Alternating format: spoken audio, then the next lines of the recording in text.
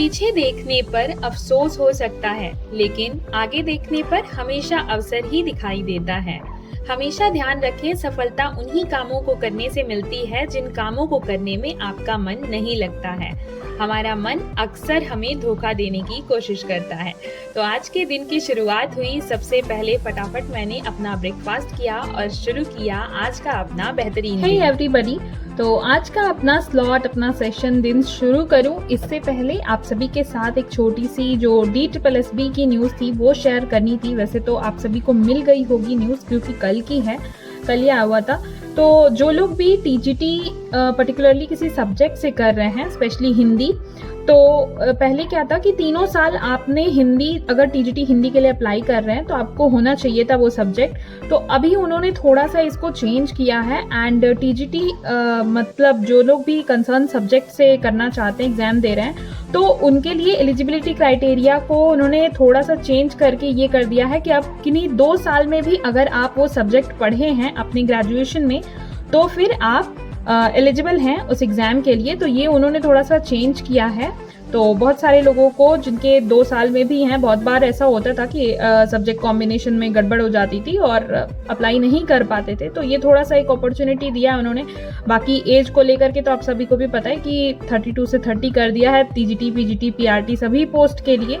तो बाकी वैकेंसीज आने के बाद मतलब एग्जैक्टली पता चल पाएगा। फिर से कुछ चेंजिंग आई है, क्योंकि हर दिन कोई ना कोई नई अपडेट आ रही है। तो ये मुझे आप सभी के साथ में शेयर करनी थी, छोटी सी इन्फॉर्मेशन। और इसके साथ ही एक जो बहुत बड़ा मेजर डाउट बना हुआ है, तो मैं भी नहीं चाहती कि आप सभी जो प्रिपरेशन कर रहे हैं उनके मन में कोई डाउट हो, क्योंकि डाउट होगा तो हम तैयारी अच्छे से नहीं कर पाएंगे। तो बहुत सारे लोगों के मन में ये कंफ्यूजन है, specially Jaya, learner, Shweta, Ruby, Komal, ऐसे बहुत सारे सभी लोगों के मेरे पास कमेंट्स आ रहे थे। दीपी जी का भी कमेंट था कि BPSC हो गया, JBT, DSSB, इन सभी को लेकर के बहुत ज़्यादा कंफ्यूज हैं एंड डिप्रेस्ड फील कर रहे हैं कि तैयारी कैसे करें। तो देखिए, मुझे लगता था कि लास्ट व्लॉग से मतलब मैंने अपनी सारी स्ट्रैटेजीज और अपनी सारी चीज़ें शेयर की थी आपके साथ में, तो मुझे लगा था कि उससे आप लोगों के डाउट्स क्लियर हो जाएंगे। लेकिन फिर भी मेरे पास ये डाउट्स आए, तो मैंने आपको अपनी स्ट्रैटेजी शेयर कर दी है उस व्लॉग में। एंड इसके अलावा अगर आप तीनों एग्जाम के लिए, पहले तो आप लोग मुझे कमेंट करके बताइएगा जितने लोगों का भी BPSC का फॉर्म फिल हो चुका है।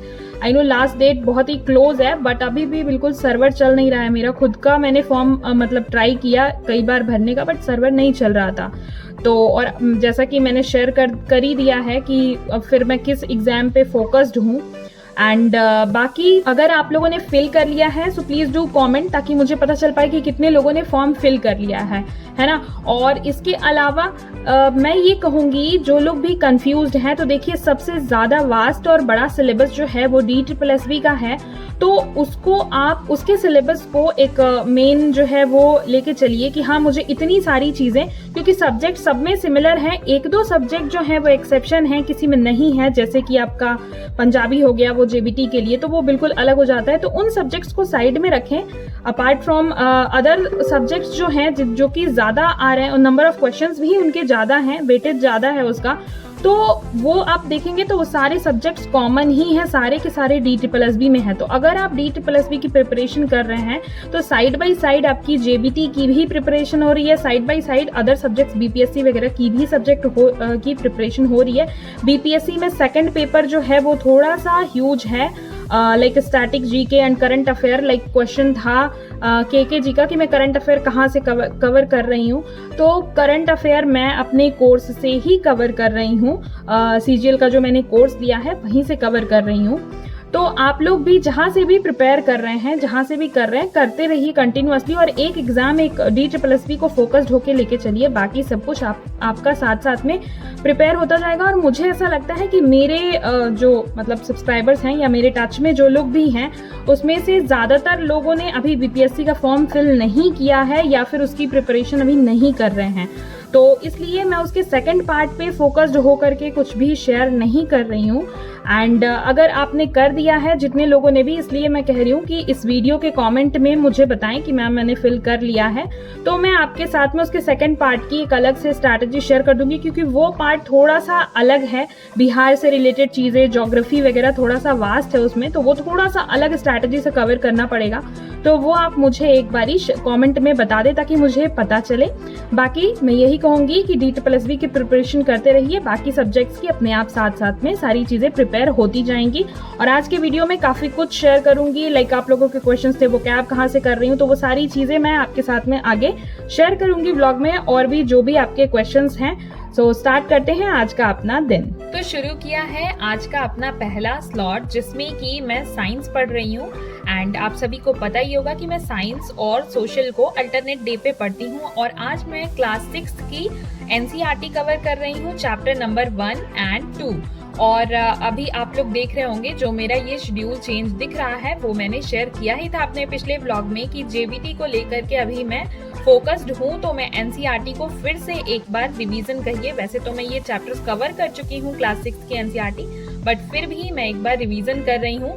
एंड सारी NCERT मुझे खत्म करनी है, और अगर आप भी JBT के लिए फोकस्ड हैं तो ये कहीं ना कहीं DSSB में भी आपकी हेल्प करेगा। उसके लिए भी आपकी पूरी NCERT हर सब्जेक्ट की प्रिपेयर होनी चाहिए, एटलीस्ट क्लास 10th तक। साथ ही पेडागॉजी वाले सेक्शन में आप सभी को पता ही है कि मेरा सैटरडे को यूजुअली 11th की साइकोलॉजी के NCERT में कवर करती हूँ, लेकिन अभी मुझे लगता है कि जो मैंने KVS के लिए प्रिपेयर किया था, नोट्स बनाए थे, जो सारे टॉपिक्स थे, मतलब KVS का पूरा सिलेबस, उसको मुझे पहले रिवाइज कर जाना चाहिए, क्योंकि JBT में 15 नंबर की पेडागॉजी आने वाली है, तो उतना उसके लिए सफिशिएंट है। NIOS और साइकोलॉजी जो 11th-12th की NCERT है वो उतना ज्यादा हेल्पफुल नहीं होगी JBT में, तो उसे मैं बाद में कवर करूंगी। पहले अभी मुझे लगता है कि जो भी KVS का सिलेबस था उसको पूरा मुझे कवर करना चाहिए, तो आज मैं स्किप कर रही हूँ 11th का जो साइकोलॉजी वाला पार्ट है। इसके अलावा भी जो भी सब्जेक्ट्स हैं वो टाइम टू टाइम मैं आपके साथ में व्लॉग्स में अपने शेयर करती रहती हूँ। सो अगर आप न्यू हैं, चैनल पे सब्सक्राइब नहीं किया है, देन डू सब्सक्राइब प्लीज, ताकि आपको सारी इन्फॉर्मेशंस मिलती रहें। So after my first slot मुझे लंच प्रिपेयर करना था, और आज सैटरडे था तो आज बाटी बनी थी, और मौसम भी इतना ज्यादा अच्छा हो रखा है। आप लोग बताना आप लोग की तरफ मौसम कैसा हो रहा है। वैसे तो यहाँ सिर्फ बारिश हो रखी है। क्वेश्चन जो कि शिवानी जी का और भी कई सारे लोगों का था कि मैं वोकैब वाला पोर्शन कहाँ से कवर कर रही हूँ, तो ये देखिए मैंने खान सर का ये जो कोर्स लिया हुआ है ना, उसमें सर PDF प्रोवाइड करते हैं, तो मैं उसको प्रिंट करा के और यहीं से आपके साथ भी जो ट्रिक्स शेयर करती हूँ ना मैं, वो यहाँ पे देखिए ट्रिक्स के साथ में और उसका सिनोनिम एंटोनिम ऐसे करके मतलब दिया हुआ है। तो मैं जो वोकैब खुद भी कर रही हूँ और जो शेयर भी करती हूँ वो यहीं से करती हूँ। आप सभी लोग बार बार मतलब ये सेम क्वेश्चन पूछते हैं, वैसे तो मैंने बताया हुआ है, लेकिन फिर भी मैंने सोचा आज दिखाई दूँ। एंड मैं टाइप करके शेयर करती हूँ, क्योंकि ऐसे किसी का कंटेंट शेयर करने पे कॉपीराइट वगैरह का इशू रहता है। तो बाकी मैं ऐसे जितना हो सकता है वो आपको शेयर करती रहती हूँ।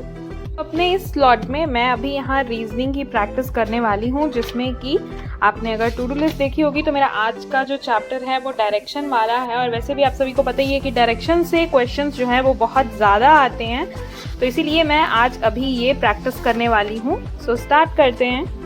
एक क्वेश्चन था अंजलि जी का, जो कि मुझे लगा कि काफी कॉमन है, बहुत सारे लोगों के दिमाग में आ सकता है। सो वो प्राइवेट टीचिंग करती हैं किसी स्कूल में, और अगर आप भी प्राइवेट टीचिंग करते हैं और अगर आपको टाइम कम मिल पाता है, और उनका क्वेश्चन था कि हम कितना टाइम डिवोट करें पर्टिकुलरली DSSB की प्रिपरेशन के लिए।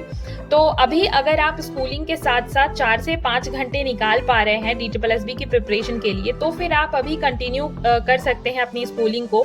एंड जब एग्जाम डेट क्लोज आ जाएंगी, थोड़ी वैकेंसीज वगैरह आ जाने के बाद 1-2 महीने का टाइम आपके पास में बचेगा, तो फिर आप स्कूल को ड्रॉप कर सकते हैं। बिकॉज स्कूल भी अगर आपने ज्वाइन किया है तो वो आपके कुछ पर्सनल रीजंस होंगे, सो आप अभी उसको कंटिन्यू कर सकते हैं। लेकिन जब वैकेंसीज आने के बाद टाइम कम रहेगा तो आप डेफिनेटली ड्रॉप कर दें एंड फोकस होकर के DSSB की प्रिपरेशन करें। अपने स्टडी आवर्स को भी 5 आवर्स से इंक्रीज करके 8 आवर्स की स्टडी पे शिफ्ट हो जाएं। एंड इसके अलावा उन्होंने पूछा था कि कोर्स लिए बिना, और भी बहुत लोगों के ऐसे डाउट्स आते हैं कि कोर्स लिए बिना अगर पार्ट बी में 80+ स्कोर करना है तो क्या सिर्फ NIOS और 11th-12th की साइकोलॉजी की बुक से हो जाएगा या क्या करना होगा हमें। इसके साथ ही सेकंड 11th और 12th की साइकोलॉजी की NCERT कवर करनी होगी, जो कि आप खुद से कर सकते हैं।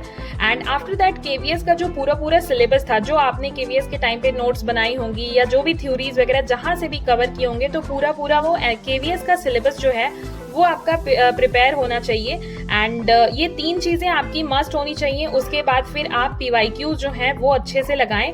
एंड PYQs कहाँ से लगाने हैं, कोई भी बुक्स, कई सारी बुक्स मैंने, वैसे तो PYQs से आपकी प्रैक्टिस होगी ही, लेकिन फिर भी अगर आप और प्रैक्टिस करना चाहें, आपके पास टाइम बचता है, तो आप सरोहा पब्लिकेशन की जो बुक है उसमें नंबर ऑफ क्वेश्चंस बहुत ज़्यादा हैं, हर टॉपिक से हैं सारी चीज़ें, तो आप उस बुक को ले करके उसके क्वेश्चंस जो है वो कवर कर सकते हैं। बहुत अच्छे से दिया हुआ है उसमें, मैं भी खुद भी उससे प्रैक्टिस करती हूँ PYQs लगाने के अलावा भी। तो इस तरीके से आप पार्ट बी जो है वो आप कवर कर सकते हैं और अपनी स्ट्रैटेजी रख सकते हैं 80+ नंबर की। बाकी अगर आपका कोई और डाउट रह गया हो तो कमेंट सेक्शन में मुझे ज़रूर बताएं। आफ्टर दिस स्लॉट मैंने थोड़ा सा ब्रेक लिया और ठंडी ठंडी सी आइसक्रीम एंजॉय की एंड फिर शुरू किया अपना अगला सेशन। तो अभी मैंने यहाँ पे आपने देखा कि रीजनिंग में ये डायरेक्शन वाला चैप्टर कंप्लीट किया, जिसमें कि नंबर ऑफ क्वेश्चंस आप देख सकते हैं, सॉल्यूशन भी इसमें दिया हुआ है बहुत अच्छे से। तो खैर अभी मैं आंसर मैंने चेक नहीं किया है, इसको थोड़ा सा चेक करूँगी, ब्रेक लूँगी एंड उसके बाद मैं अभी स्टार्ट करूँगी मैथ्स। और मैथ्स में मैंने आप सभी के साथ शेयर किया ही था कि JBT पे फोकस्ड हूँ, तो अभी NCERT सॉल्व करूँगी। तो स्टार्ट किया है मैंने क्लास 6 की NCERT से। आप लोग मैथ्स कहाँ से स्टार्ट कर रहे हैं मुझे ज़रूर बताइएगा। आज मेरा चैप्टर नंबर 3, 4 और 5 कवर करने का प्लान है, क्योंकि ये छोटी क्लास है तो कई सारे चैप्टर्स हम एक साथ कवर कर सकते हैं।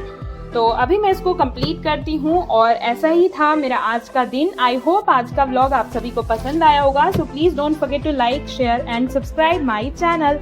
मिलती हूँ अगले व्लॉग में। Bye bye, take care.